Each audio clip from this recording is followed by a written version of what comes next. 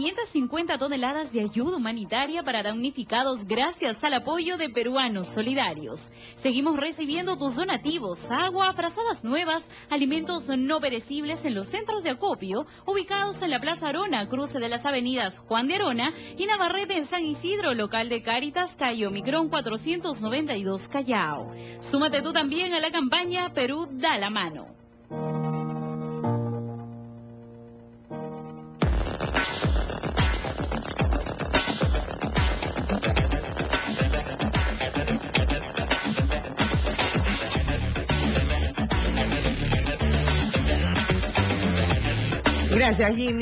Gracias Jimmy por el pase y estamos nosotros el día de hoy.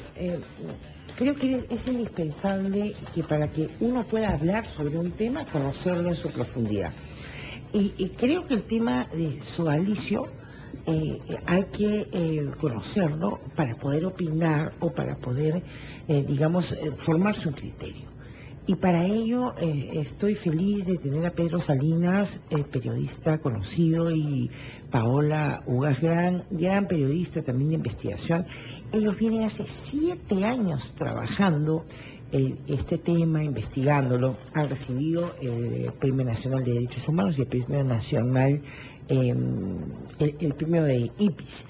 Y realmente creo que es importante conocer qué es lo que ha pasado, quiénes son los autores, cómo se gesta esto, qué pruebas tienen, cómo va el proceso. Pedro, Paola, gracias por estar aquí. Claro, ¿qué tal? Gracias por la invitación. Bueno, como decía, empecemos por el principio y si se puede un poquito más atrás. A ver, te cuento en resumen la historia. Cuéntame.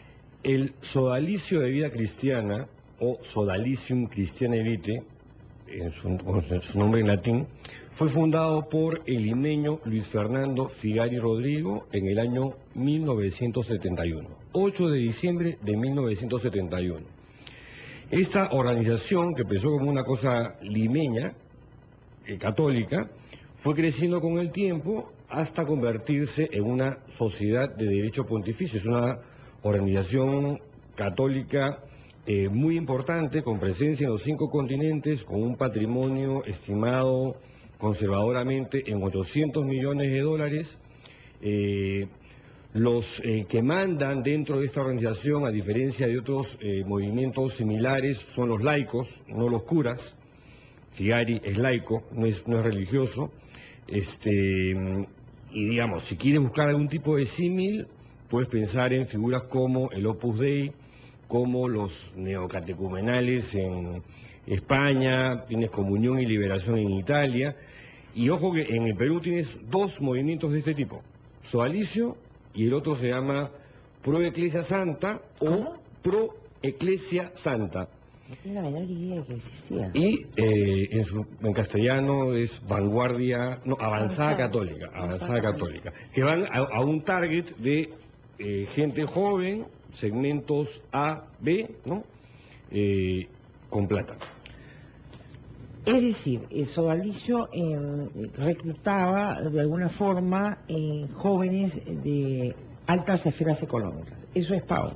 Exactamente, además surgió en la década del 70 en contraposición ideológica a lo que era la teología de la liberación de Gustavo Gutiérrez, y entonces el grupo de Figari buscaba entre los jóvenes de la alta sociedad que estaban disgustados en ese momento por la reforma agraria y por los cambios de Velasco, en hacer una especie de contrapunto ideológico que era, digamos, el grupo de los rojos, como se veía la gente de Gustavo Gutiérrez. Esa contraposición hizo que crecieran muchísimo, sobre todo en la década del 70, y que, esta agrupación, además de ser una plataforma ideológica de Figari, les sirva para poder tener acceso a ellos y a través del lavado cerebral acceder a abusarlos sexualmente, ¿no? Quizás Escardó, el hijo del dueño de gente, arranca con algunas columnas por allá por el año 70, 71. No, en el año 2000. 2000, perdóname. 2000. En el año 2000 arranca con algunas columnas. Escribe 5 columnas consecutivas y en la sexta anuncia que ya no va a escribir más sobre el tema porque han recibido presiones en la revista, les están retirando publicidad, entonces José Enrique en ese momento prefiere dejar el tema, ¿no? ¿Cuándo entras tú en esta situación? ¿Tú fuiste parte de estos grupos de jóvenes? Sí. ¿Cómo? Ah, sí. Sí, claro, como escarbó. Yo estoy haciendo, digamos, como si fuera neófita. Tú Ya. fuiste entonces parte Yo de... fui parte del Sodalicium, me vinculé a mediados de los años del año 80 y estuve ahí hasta enero del año 87, más o menos. 7 años de tu vida has estado en el tema de sodalicio. Sí, toda mi adolescencia se la regalé a estos. ¿De qué edad a qué edad, más o menos? Tendría 15, 16 y me habría ido a los 21, 22, más o menos. Pucha, son edades trascendentales. Sí, pues, ¿Y qué pasó allí? también pienso lo mismo. ¿Qué pasó allí, Pedro? ¿Qué pasó ahí? Bueno, en mi caso me captan desde el colegio. Yo tenía problemas de conducta, tenía problemas en mi casa, mis padres se estaban separando, era una pera en dulce para esta gente, porque lo que ellos hacen es van reemplazando las figuras paternas por las figuras que tienen ellos para ofrecerte. El director espiritual, el cura, el superior, el formador, ¿no es cierto? Y la campaña, por decirlo de alguna forma, la maniobra que tienen ellos para ir captándote es, al principio te muestran pues una sonrisa de oreja a oreja y poco a poco te van lavando el cerebro, te van formateando mentalmente hasta que te conviertes en un robotito, en un ¿por qué? autómata. ¿Y los papás dónde quedan? Porque tú eres menor de edad. Yo era menor de edad, sí. Como casi todos los que entran al Sodalicio son menores de edad. Y firmaron la autorización para... No, ninguna autorización, porque es a ver, es cuando, en mi caso particular, ¿no? Yo tenía problemas de conducta, me fumaba algunos tronchitos por ahí, ¿no? Entonces mi mamá estaba sumamente preocupada.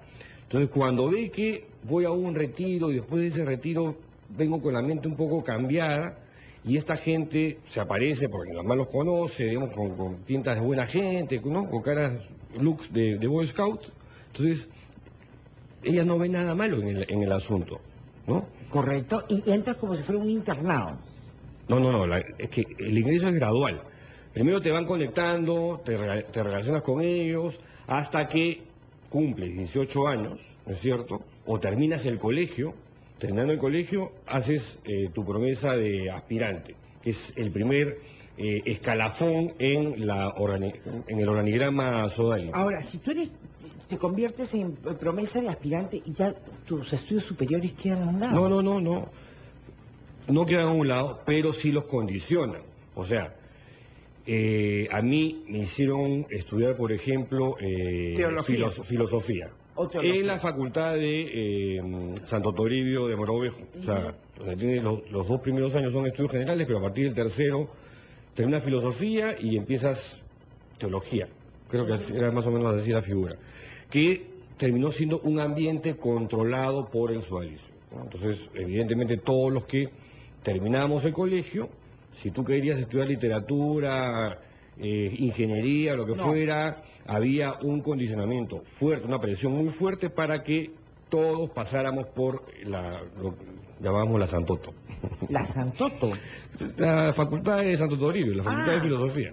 Correcto. Y tú, digamos, Pau, al momento de iniciar tu trabajo de investigación, ¿qué has encontrado? ¿Qué hacía esta gente en contra de los menores? O sea, Pedro en diciembre del 2010 me cita a conversar y me dice que acababa de escuchar el primer testimonio de abuso sexual de un compañero suyo dentro del Sodalicio y quería contar esta historia. Entonces, para eso quería hacer un libro de investigación de este tema. Yo nunca había hecho investigación. Entonces, La me ha pagado. ¿Ya? Entonces nos juntamos ahí. Estamos hablando de diciembre del 2010 y empezamos con una historia contra un abuso contra Germán Doig, que era el era como el candidato a ser santo del sodalicio, ¿no? Que había fallecido en el 2001 y que había sido abusador de esta persona. Entonces, alguien que lo estaban promoviendo como santo del sodalicio era acusado por esta persona, amigo de Pedro, por haberlo abusado sexualmente. Bueno, a Pedro el mundo se le cayó abajo, y lo que hace es responder periodísticamente, no hagamos una investigación. Y empieza, digamos, ahí el tema de nosotros a hacer este trabajo que en teoría duraría 3 meses y, bueno, vamos 7 años y sigue, ¿no? Entonces... Él te dijo para trabajar 3 meses y ya de esto hace... Me engañó Pedro Salinas. Así son ellos, así son ellos. Son las 12:30, regreso en un instante con... claro, hay que un poquito aflojar porque el tema es muy complicado, es duro, pero queremos saber cómo va el proceso y hacia dónde apunta, qué es lo que se le acusa y cómo ha reaccionado la nueva junta que tengo entendido que hay allí en Sodalicio, los nuevos directores, en fin, no conozco mucho el tema y por eso he querido que Pedro y Paola vengan para que entre ustedes y yo aprendamos un poco y conozcamos la verdad de la milanesa. Regresamos en un instante. Y estamos aquí con Pedro Salinas y Paola Ugaz para entender qué cosa es lo del sodalicio. Y yo quisiera, Pedro, que tú nos contaras en 3 segundos en qué parte de tu vida te la tronchó estos 7 años del sodalicio. Rompiste con tu padre, eso es lo que me contaste, ¿no? Rompes con tu familia, en particular, hacen que te enemistes, que odies a tu padre. Eso es parte de la política de formación, entre comillas, que hay al interior del sodalicio. El sodalicio, para que se entienda, es una organización de características sectarias, ¿no? Aquí, si uno no llega a hacer el símil entre Luis Fernando Figari y figuras como Charles Manson, David Koresh, ¿no? Y otros, el japonés Soho, no sé cuántos, o sea, no vas a entender bien qué cosa es una institución como esta, o como el ejército islámico, ¿no? O sea, gente que es capaz de ponerse un cinturón con cartuchos de dinamita y estar dispuestos a morir. ¿Me contabas qué te hizo Figari en el brazo? ¿Cómo fue esa escena? En una oportunidad fue con un aspirante que quería entrar a vivir en comunidad. Yo ya estaba viviendo en comunidad y para demostrar lo fuertes y valientes que son sus sodalites, nos pidió a 2 de nosotros quemarnos el brazo. Además fue sorpresa, ¿no? Yo le llamó a uno, Rafael, anda a la cocina, trae una vela con fósforos. Nadie sabía para qué, ¿no? Era la época de los apagones, te digo, se está adelantando a que haya un apagón, una cosa así. No, lo prendió y lo llama a uno, dice, Daniel, remángate la manga de la camisa y pon el brazo. Y lo puso sobre la flanca, ¿no? Entonces yo dije, aquí ya, ¿quién es el que sigue? Porque tú no sabías a quién podía llamar. Y esto tenías que hacerlo con cara de póker porque sabías que era una demostración, digamos, que estaba haciendo Luis Fernando frente a un aspirante. Había que sorprenderlo, impresionarlo. Y el que seguía era yo, ¿no? Ahí me enteré en ese instante, ¿no? Pedro, ahora tú. Y bueno, conmigo se demoró un poquito más y me salió una ronchaza con una ampolla, pero que ¿para qué te cuento? Estuve como pero eso es unas semanas con gasa y un ataque brutal. Y un cabestrillo. Sí, porque la gasa se va, pero lo que te queda en el alma y lo que te queda en la mente es un abuso psicológico con gente, con niños o con jóvenes. No, claro que se te queda. Por eso que cuando la fiscal María del Pilar Peralta pregunta ¿de dónde están las lesiones físicas? Pues te provoca decirle, a ver, trae tu brazo, tengo que me acuerdo con una vela. Digamos, para que sientas un poco, debemos usar la forma como nos trataron en la fiscalía fue realmente terrible. ¿Se inicia la denuncia del proceso, en un proceso penal? No, el libro sale en 2015. Estamos hablando de mitad monje, mitad soldado. El libro se presenta en 2015, mitad monje, mitad soldados, y de inmediato la fiscalía abre el oficio una denuncia de abuso sexual contra varios denunciados en el libro, sabiendo que el caso en el Perú, el abuso sexual prescribe a los 10 años, ¿no? Entonces, al prescribir ya sabíamos que esa denuncia nació muerta de por sí. Por eso es que un grupo de víctimas se reúnen y se juntan con el estudio UGAS y Héctor Gadea presenta una denuncia al sodalicio por secuestro agravado, lesiones graves y asociación ilícita para delinquir. La fiscal acoge el caso, declara complejo el caso y es por ello que ella pide viajar a Roma e entrevistar al fundador del sodalicio, a Luis Fernando Figari, autor de La quemadura de Pedro, entre otras barbaridades. Figari está acusado también de abuso sexual. Sí. Sí, pero digamos, en la fiscalía ninguna de esas denuncias son por abuso sexual. No, pero para tener conocimiento, hay testimonios de personas. La fiscalía abre de oficio la investigación el 25 de octubre del 2015, cuando presentamos el libro Mitad monjes, mitad soldados en el lugar de la memoria. Pero se centra en el tema de los abusos sexuales. El libro tiene 30 testimonios, de los cuales 6 son víctimas sexuales. Los otros 24 acusan abusos psicológicos y abusos físicos, que son tan traumáticos probablemente como los otros. Los otros de repente son más, pero forman parte del sistema de abuso de poder que se denuncia en la investigación.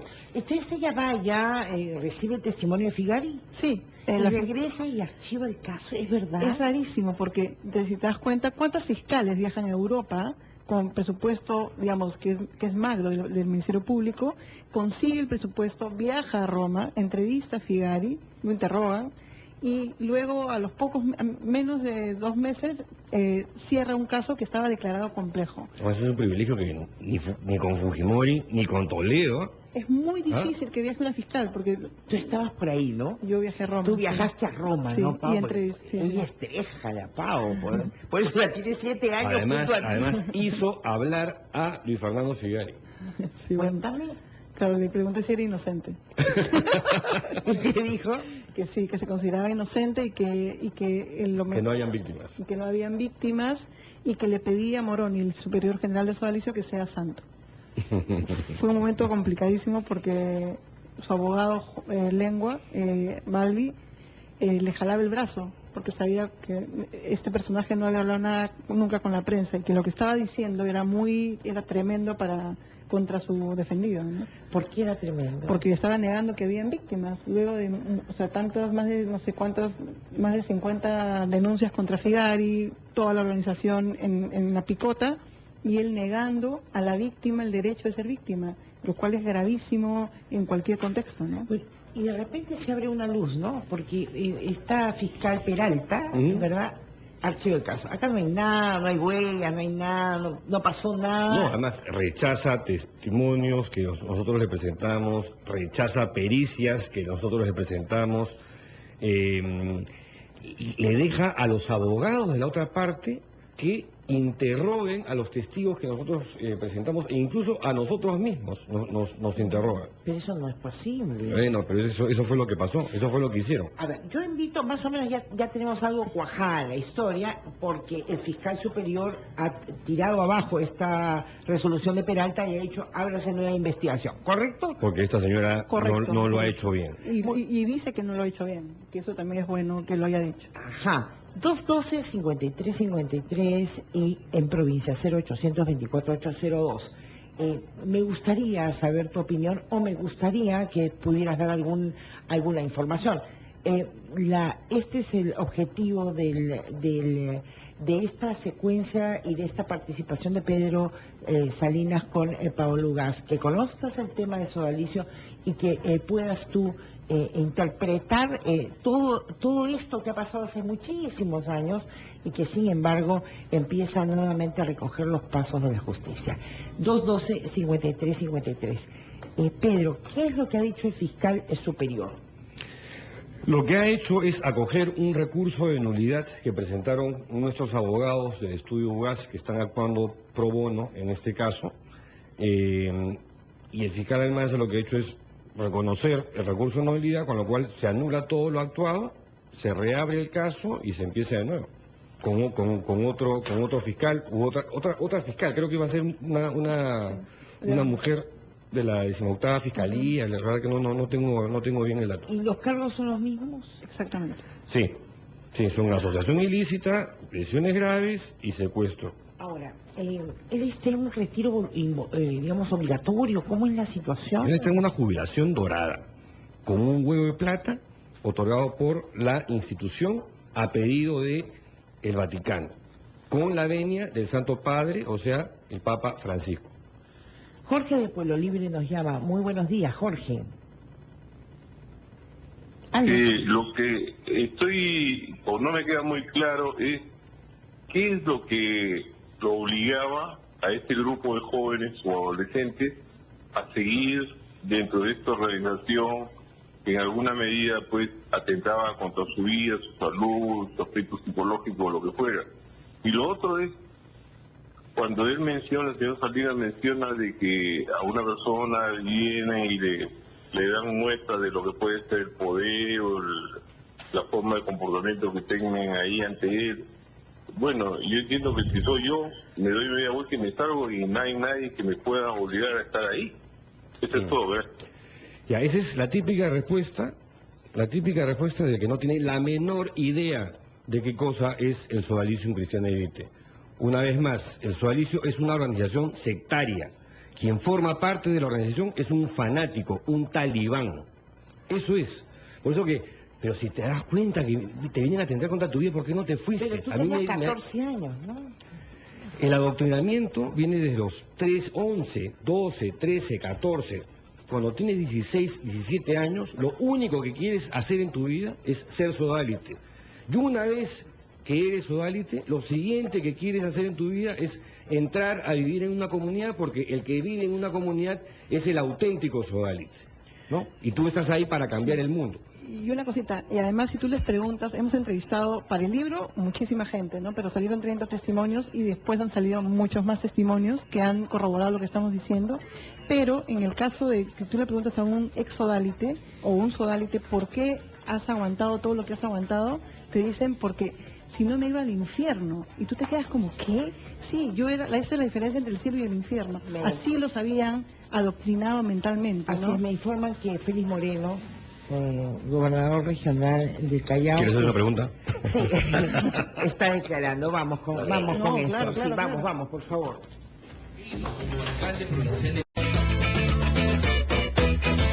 Pues les cuento que recientemente la clínica San Pablo ha sido acreditada por la Joint Commission International, que es la entidad más importante en estándares de salud en el mundo. Clínica San Pablo Surco, siempre comprometidos con la salud de sus pacientes.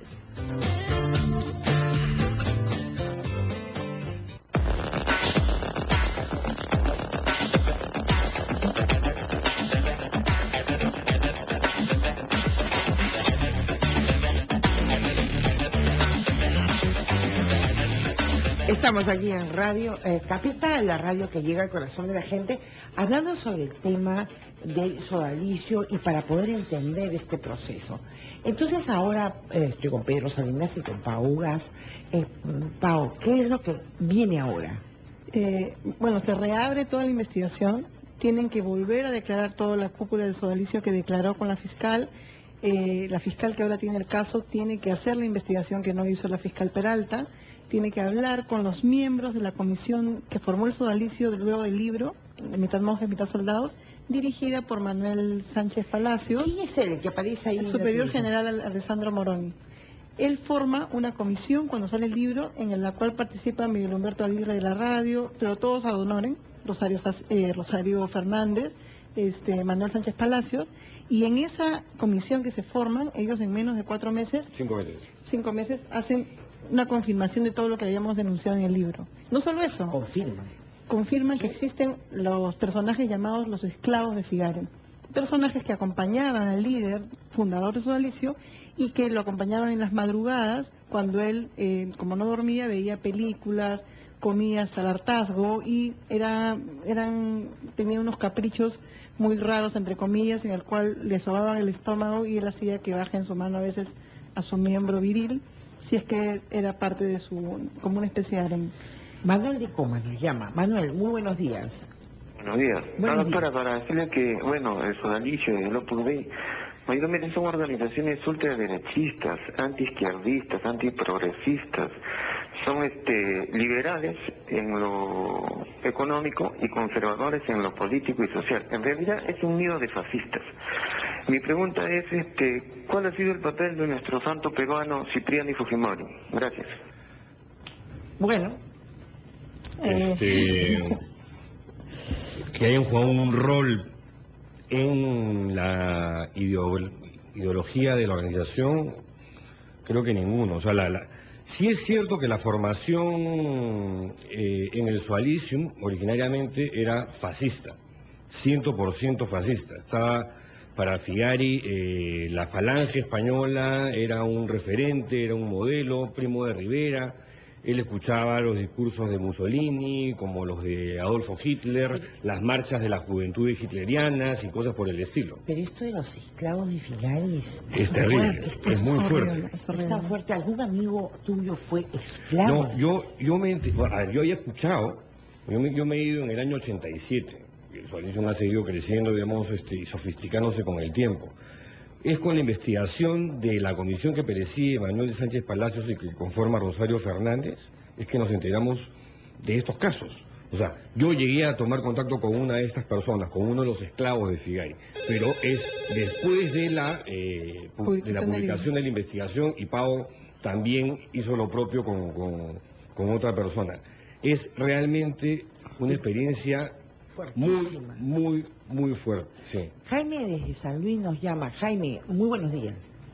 Aló, buenos días. Buenos días, Jaime. Quisiera hacerle la pregunta a Pedro, ¿no? Yo he escuchado ya desde hace bastante tiempo sobre este del sodalicio. No lo tengo muy claro, pero ¿por qué dicen que a los 14 años más o menos se cometía ese tipo de abusos? ¿Y por qué ellos nunca le contaron a sus padres, no sé, tíos o de repente hermanos mayores, ¿no? Porque yo a la edad de 14 yo sabía lo que era bueno, lo que era malo, incluso me habían hablado de pervertidos, ¿no? Y sabía al menos querer defenderme. Esa es una. Y la otra quisiera preguntarle, él habla sobre el Vaticano. ¿Tu nombre cuál es? A ver, yo creo que Jaime. por qué Cipriani no se pronuncia, ¿no? Correcto, muchas gracias, Jaime. Gracias. Jaime. A ver, Jaime, sobre lo primero, ¿no? ¿Por qué nunca le contaron a los padres cuando te pasó una cosa así a los 14 años? Aquí yo presumo que yo era más bacán que Jaime o que Manuel a los 14, 15, 16 años. Estas cosas, el maltrato no es a los 14, 15, 16 años, es una vez que ya estás dentro de las comunidades. Correcto. Aparte que tú a los 14 años, y tú lo acabas de decir, tenías el problema de que tu papi y tu mami se estaban separando. O sea, Sí. había ahí un... No, además la estrategia de reclutamiento, de captación, al principio te muestran una cara muy simpática, muy agradable, muy afable. O sea, es un ambiente muy bacán, el cual te ofrece un universo muy entretenido. Vamos al cine, después discutimos la película, nos vamos a comer pizzas, no sé qué. En un ambiente de patas, ¿no es cierto?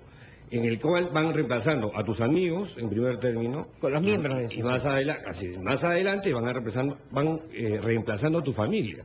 Van sacando a tus padres, te hacen romper con tu enamorada, porque te hacen creer que lo único importante en la vida es ser sodalite. Y ser sodalite suponía pues transformar el mundo, en ser un tipo distinto al resto, ser parte de los buenos, ¿no es cierto?